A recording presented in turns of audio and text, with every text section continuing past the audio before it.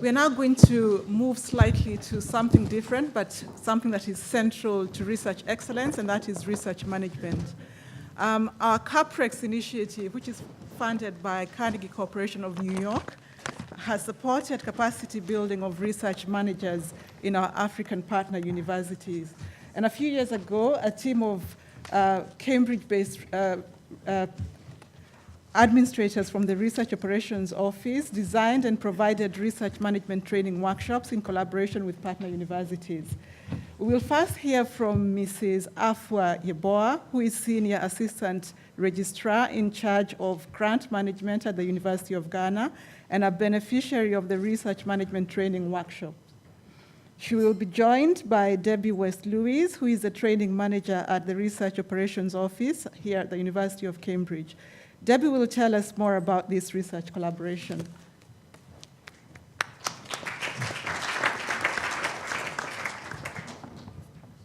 I'm not Afua.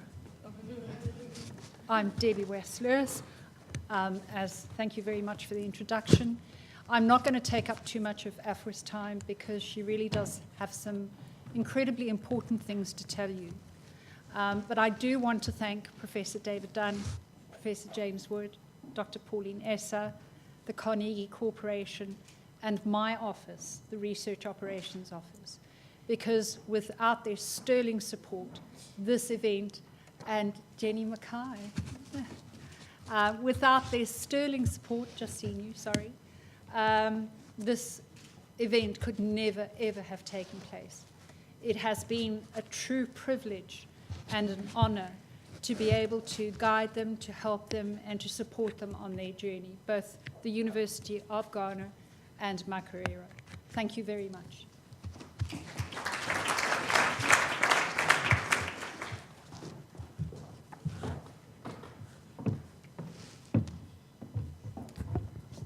Hello.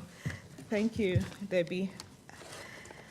And thank you for inviting me to this program. It's a delight and an honor to be here to speak about research management. The University of Ghana has been on a journey and is still on that journey to attain research excellence. And one of the things that the university realized very early on in the journey was if you want to build research capacity, if you want to encourage research, getting scientists to do fantastic research is fine, but you need to provide support to the scientists to enable them do what they want to do. You don't want your scientists running around doing things that really could be done by people trained to provide support.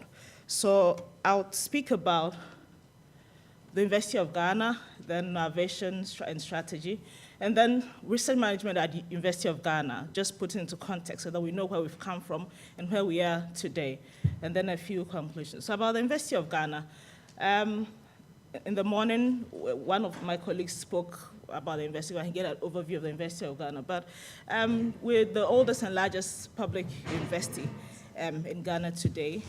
And we were ranked in 2016 7th best university in Africa. Our vision is to become a world-class research-intensive university over the next decade. And this is so important because this vision was crafted from our strategic plan in 2014. Our then Vice Chancellor, Prof. Ernest Ayete, led the process of developing a new strategic plan and direction for the University of Ghana. And prior to this, prior to 2010, the vision was focused a lot on teaching and learning. Research did not really was not really highlighted in that strategic plan. And you see that our mission and our strategy, everything revolves around research today, because we recognize the impact that research makes. If we want to be relevant, if we want to produce the quality of materials that we talk about, saying we want high quality students, we need to ensure that our research is of high quality. And this, our strategy has been to ensure integrity, commitment, respect, and loyalty. Interestingly, when we did our strategic plan, we have 9 strategic objectives, and research was the first objective that the university outlined.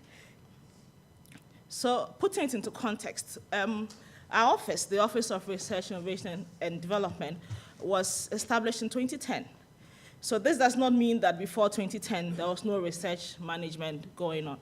So between 2007 and 2010, we have a School of Graduate Studies, and the research, administration, and management functions were under the School of Graduate Studies. So it was then called the School of Research and Graduate Studies. And what basically we did at the time was to serve as a research and conferences committee. Our mandate and our spread, our breadth of services was quite limited. One, because of the institutional structures at the time. In 2007, the university itself realized that we needed to do introspection. And we set up a panel of eminent professors and industry leaders, both in Ghana, from Ghana and outside. And one of the key recommendations that they made was that if the university wants to move forward and to become relevant to the next decade, then we need to take our research serious. We need to better organize our research. We need to have a central place, a central office that coordinates the research. And so that's how the idea of having a separate research office, that's how it was birthed. And by 2008, the university itself decided, look, if we are talking about research and we want to be relevant, keep telling our faculty members, oh, you need to do research, you need to discover things. We ourselves need to show that we're committed to the process. We are committed to providing them funding.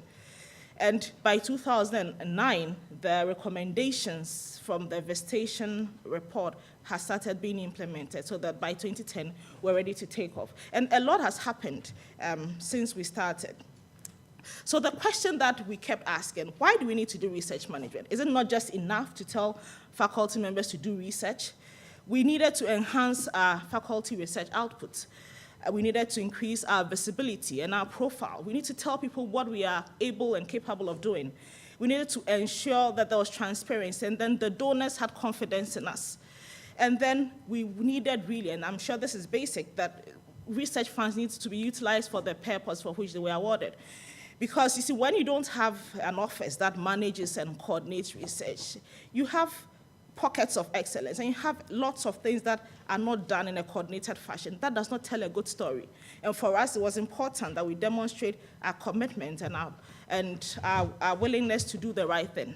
And so our journey from 2010 to date has been, well, in 2010, we established the office, and in 2011, we started the development of policies and guidelines for research, because one of the things I recognized was that if you want people to do research, you want everyone to do the things the way the university expects, then you need to make sure you have the policy, you have the guidelines, you have rules and regulations that people would follow, because there's no point holding someone to ransom when you've not provided them the direction.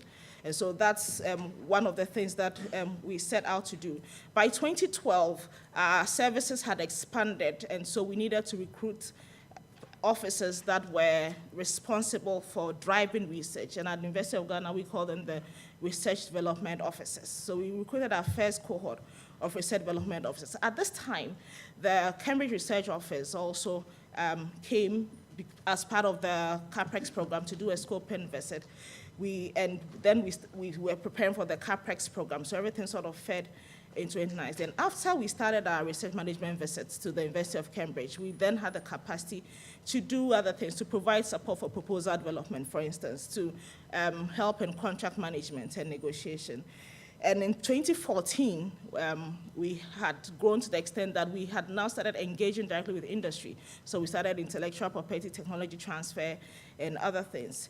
And in 2017, just last year, we decided to restructure our services, because we've grown and we need to be able to service the university in a way that is efficient and in a way that makes everybody happy, and that we're able to make a lot of impact.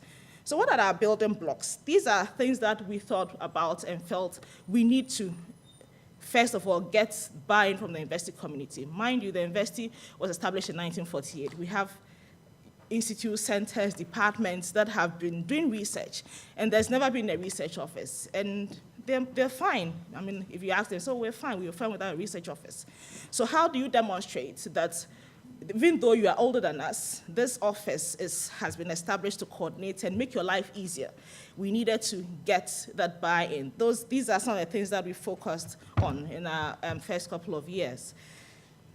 So some of the things that we do, pre and post award service, and these are just examples of some of the things that we do at the University of Ghana today, right from finance circulating fund opportunities down to ethical clearance and technology transfer, and so many other things, administration scholarships, and other internal grant funds.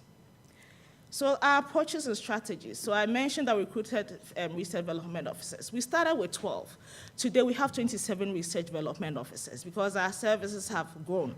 We needed to be able to provide a high quality and efficient service. We wanted to do things that were easy to do, like increasing our visibility on the website. Because you see, if a donor wanted to contact you or wanted to find out what sort of work you were doing, maybe they may not know who at the University of Ghana to talk to. But if they went on our website, they will find the information and know some of the things that we've done and what we are capable of doing. So that if they give us funds, they are sure that we'll be able to use it well, manage it well. So that's one of the critical things that we picked on. And consistent training of frontline staff, and also ensuring fairness, transparency, and integrity in the administration of research. And this is so important because most African institutions, there's a perception that we're not transparent enough. There's not a lot of fairness. And it's important, if you want to grow your research, to demonstrate that the processes are fair. Let everyone understand what the processes are. Let everyone see what they need to do and what they get. And this has helped us. So our collaboration with the University of Cambridge, interestingly, in 2010, our first visit, when we were setting up the office in 2010, two of us who were supposed to start the research office came to the University of Cambridge. I remember Prof. James Wood at the time invited us to his department, and we spent a week with the department and with the Central Research Office. And that was the foundation, because really we had been operating as a School of Research and Graduate Studies, and we're being pulled out and to start a new office, a research office, and we needed to understand what went into it. So that's where we started thinking about some of the things that we are required to do. And between 2013 and 2015, as a result of the Cambridge link to the CAPREX program, we got Cambridge Research Office came to the University of Ghana, did a scoping visit. We were given 7 research management fellowships. By the time the CAPREX 1 ended, 7 research management fellowships had been awarded. We had research management workshops. And we did a number of things that sort of set us up to be able to provide the service that we need to. So these are just some photos from some of the things that we've done under the CAPREX program, workshops, and then our time at the Cambridge Research Office. And also at one of our AGMs, the university management met with the leaders of the CAPREX program. So to date, achievements and progress made. Tracking of faculty research publications. We've seen an increase in our research funding, and we've seen an increase in our international collaboration. This morning when speakers from University of Ghana, I'm sure we all saw some of the collaboration and some of the grants that they have won, through the Cambridge link. There's been a lot, and not only North-South, but South-South as well. We have collaboration with other African institutions. And this graph basically shows our research income from 2010. You see how it's grown. Once the university decided to start driving its research and placing emphasis on it, the top line, the blue line, is our local currency, the Ghana cedis, and then the red line is in US dollars because we had to standardize this. The gap you see is as a result of foreign exchange fluctuations, and that's one of the challenges of being an African institution. You can get so much money, but we have to buy reagents, we have to buy equipment, we import them. We don't make them in our part of the world. And you buy these things in a foreign currency. And so you may be making so much money, but in actual fact, the amount or what you're able to use it for may be limited. But again, it's showing a gradual increase. And this is as a result of increasing the number of grants. So this is a grant agreement. So from where we started from, people or faculty members would get their grants, sit in their departments, and sign grant agreements. No one would know about them until there was a problem. Maybe we had a problem which would require the investor to refund some money. Then you hear about the grant agreements. And so we needed to put in place a system to encourage people to route their applications and their grant agreements through ORID. The investee has a signature matrix, so we know who is to sign what agreement and what types of agreement. But from 2015, over the last 3 years, there's been a marked increase. I mean, we're in the 2017-2018 academic year. The academic year ends in July 31st, and we are already almost, we have 41 agreements that we've already reviewed and signed.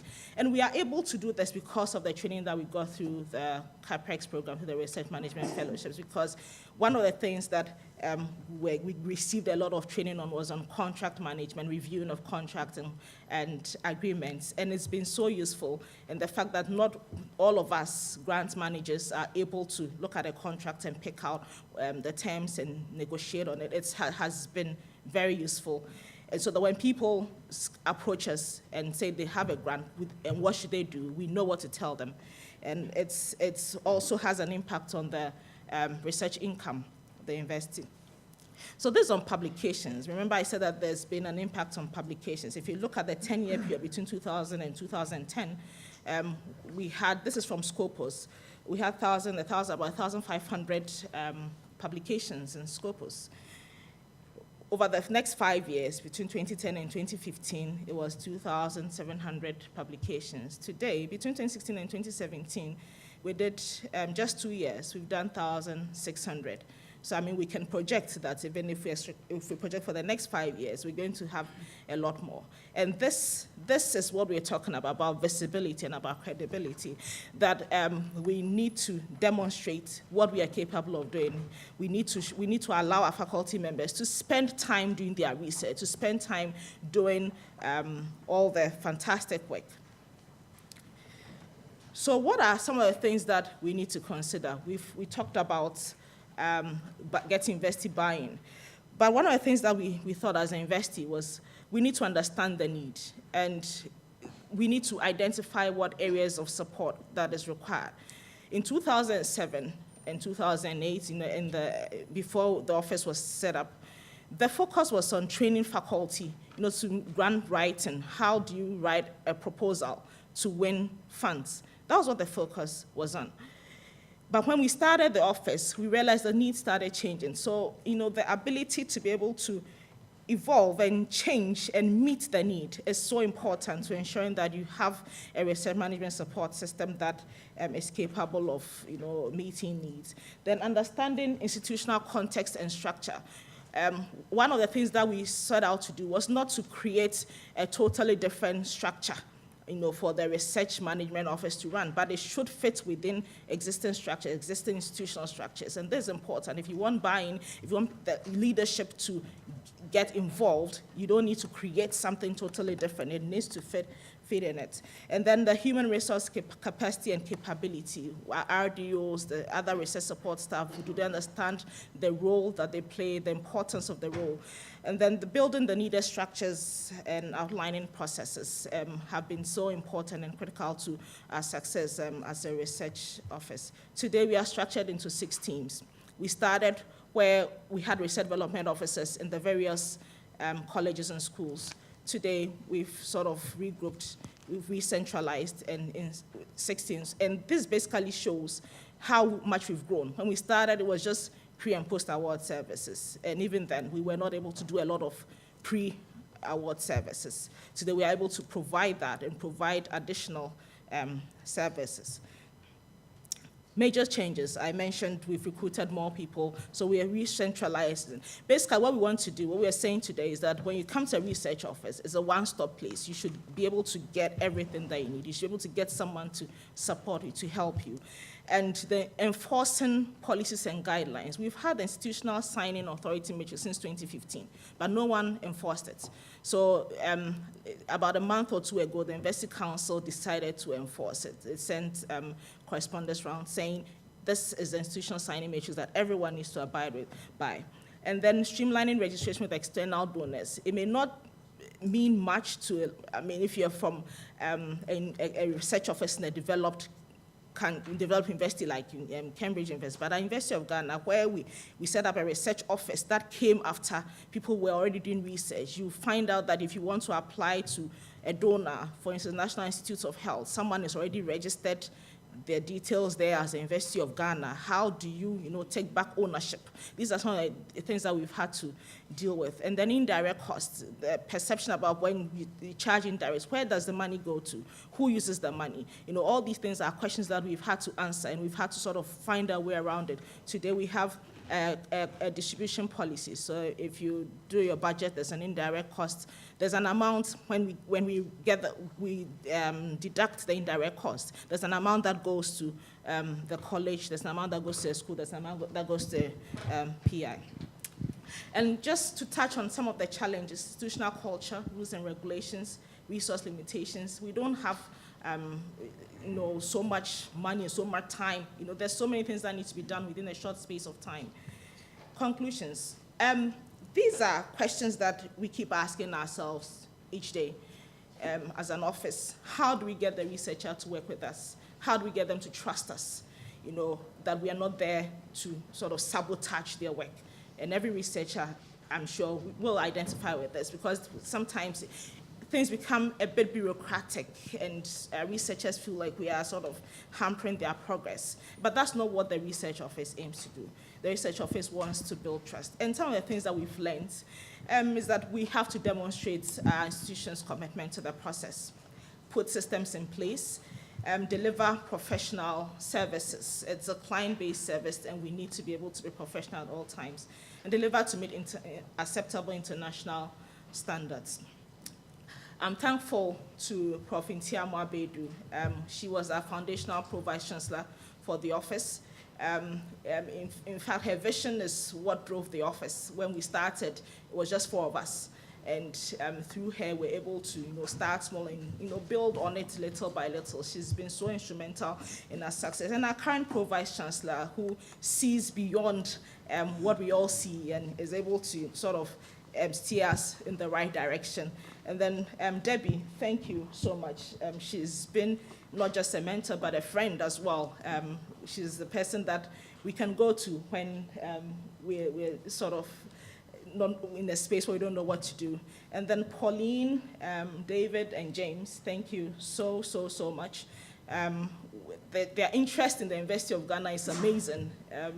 There was a time that we're trying to convince Pauline to join us at the University of Ghana because she's so engaged. And James and David, thank you so much. And also the coordinators and managers of the CAPREX program, the Cambridge Africa program. You make it look so easy, but I know that there are so many things that go on behind the scene that makes all this come together. Thank you.